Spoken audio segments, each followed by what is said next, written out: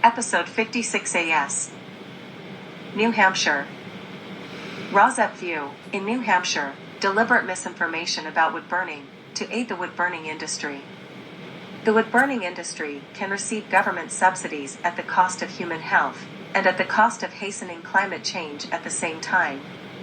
There is really no place for burning wood in New Hampshire's green energy future, since wood burning is not carbon neutral, and pollutes with PM 2.5 at a greater level than coal burning, and at 450 times the level of natural gas burning.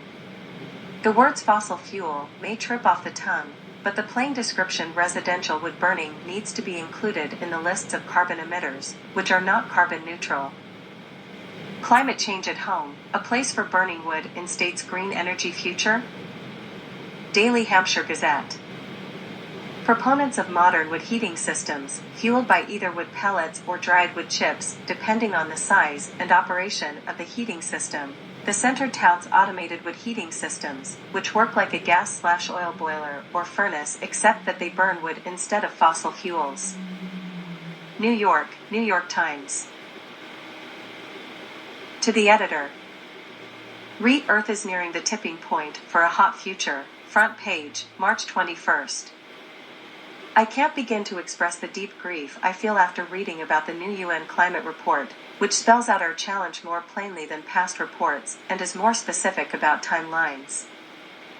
As your article says, we need to cut greenhouse gases roughly in half by 2030 and stop adding carbon dioxide to the atmosphere by the early 2050s if we are to have a 50% chance of limiting warming to 1.5 degrees Celsius.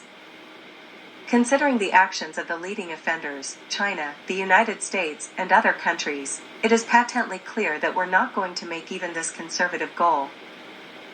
Humans will not disappear from the earth, but we can expect apocalyptic death and destruction, hints of which we're already seeing: floods, fires, famine, frightened migrants chasing safety, and authoritarian governments rising to control borders. I'm 81, and I'll be dead by the time the worst happens, but my grandchildren will not. Can we not think to protect future generations and the earth they'll inherit? Our problems are not chiefly economic and political, our problems are spiritual. They have to do with values and meaning. Marilyn Sewell. Portland, Oregon.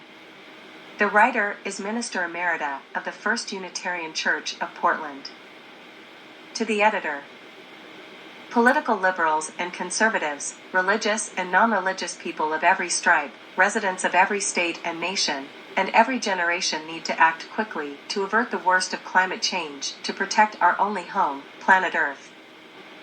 Our family has done all it can to lower our carbon footprint in housing and transportation, and while individual actions are a crucial part of averting a climate crisis, real change can come only on a societal level by electing political leaders who will act for the good of all, not just for the few. Unless there is a secret alternative planet, politicians who deny that our planet Earth is warming rapidly will suffer the same consequences as their constituents. New York, United Nations on Climate Change. Rosette View. The information missing from this IPCC report, below, is the carbon pollution count at the stacks of biomass plants around the world. Even if carbon pollution count from the stacks of biomass plants around the world, missing from the world's total carbon pollution count, was made and disclosed, the world's total carbon pollution count would be missing many of the counts at the stacks, or fence line, also known as yards of near neighbors with purple air PM 2.5 monitors, of residential wood burners around the world. PM 2.5 monitors have to be near to PM 2.5 pollution sources to catch the count at hyperlocalized areas, such as residential areas, where wood is burned. There are not enough PM 2.5 monitors near residential wood burning sources yet to get a complete count of the pollution they emit.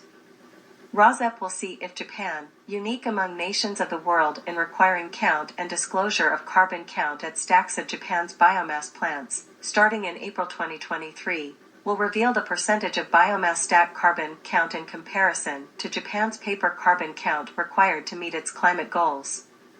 Japan is now required to count and disclose carbon at the stacks of biomass plants in Japan, but Japan does not have to include biomass stack carbon count in Japan's total carbon count toward meeting Japan's climate goals.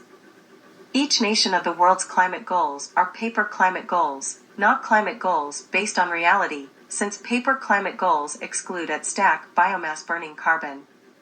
If the percentage that is being ignored in Japan's climate goals is disclosed by Japan, a percentage being ignored by all other nations can be estimated, and we can see how far off paper climate goals are from the real goals that must be met to stop us from getting to 1.5 Celsius. Knowledge is power, and knowledge can be impetus to faster change to clean energy sources, rather than being bogged down by false economic arguments against their demise by biomass burning and residential wood burning vested interests. Replacement of biomass, wood burning and residential wood burning, with the clean energy of wind, solar, and geothermal, and replacement of home heating of the past with heat pumps can't come soon enough. Search result position equals 1. Climate change is speeding toward catastrophe. The next decade is crucial, UN panel says. A new report says it is still possible to hold global warming to relatively safe levels, but doing so will require global cooperation, billions of dollars, and big changes. Published March 20th, 2023, updated March 21st, 2023. Excerpts edited by Rozap for brevity and clarity. Make an immediate and drastic shift away from fossil fuels to prevent the planet from overheating beyond 1.5 C, says a major new report released on Monday. The Intergovernmental Panel on Climate Change, a body of experts convened by the United Nations, issued a report of the ways the planet is changing. Global average temperatures are estimated to rise 1.5 degrees Celsius, 2.7 degrees Fahrenheit, above pre-industrial levels in the first half of the 2030s, as humans continue to burn coal, oil, and natural gas. 1.5 C holds a special significance in global climate politics. Under the 2015 Paris Climate Agreement, virtually every nation agreed to pursue efforts to hold global warming to 1.5 degrees Celsius. Beyond that 1.5 C, scientists say, catastrophic heat waves, flooding, drought, crop failures, and species extinction will happen. But Earth has already warmed an average of 1.1 degrees Celsius since the industrial age, and, with global fossil fuel emissions setting records last year, that 1.5 C goal is quickly slipping out of reach.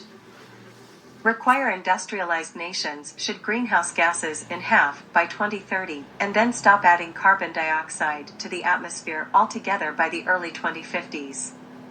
If those two steps were taken, the world would have a 50% chance of limiting warming to 1.5 degrees Celsius.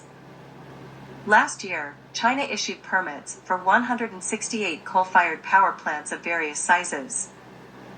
Strategies are now available for reducing fossil fuel emissions, such as scaling up wind and solar power.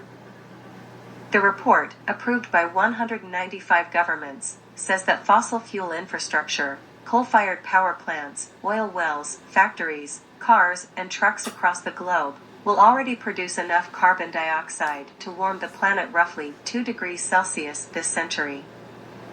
Earth is likely to cross a critical threshold for global warming within the next decade. Many scientists have pointed out that surpassing the 1.5 degree threshold will not mean humanity is doomed. But every fraction of a degree of additional warming is expected to increase the severity of dangers that people around the world face, such as water scarcity, malnutrition, and deadly heat waves. The new report is a synthesis of 6 previous landmark reports on climate change issued by the UN panel since 2018, approved by 195 countries and based on thousands of scientific studies. Taken together, the reports represent the most comprehensive look at the causes of global warming, the impacts that rising temperatures are having on people and ecosystems across the world, and the strategies that countries can pursue to halt global warming.